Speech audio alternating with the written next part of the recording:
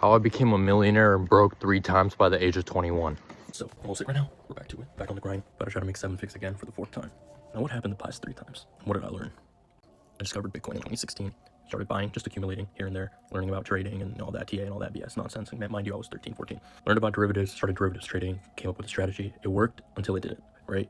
Blew up my portfolio. Classic story. Bull market turns bear. I'm still longing, over leveraged. Boom, catastrophe.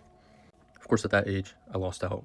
What was maybe 5-10K that I'd saved up at 13, 14 from my sneaker reselling business. And I used to create bots and rent them out on WAP and stuff like that. Left the space after that for a bit, locked in, said this isn't for me, I'm too young, I don't know what I'm doing.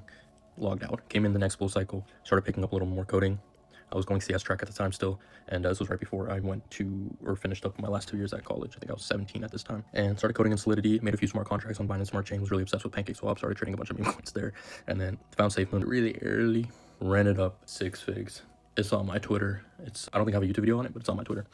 And basically had enough to pay off for quite a bit of things. Had close to $500,000 at that point. Could have just thrown it, taken it out, put it into my startup, done whatever at that point. But I didn't. I round tripped it all, gave it back to the market in NFT, and that was it.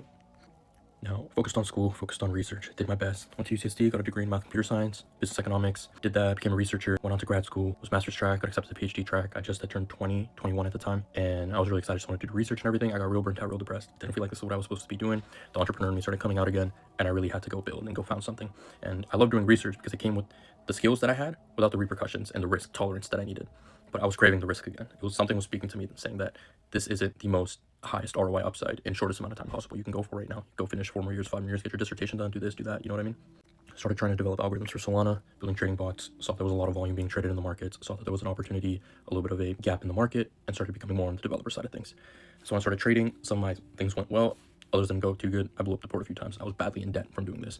So it was very good at this point, just graduated college, got a job at a crypto startup.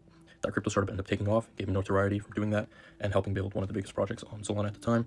And from then, I got recruited to join another one, and then I was live streaming my whole development process, and we managed to reach a valuation of over 40 million, of which my portion was, to say at that peak, it was 7 figs or so. Believed in myself a little bit too much. The hype started running out.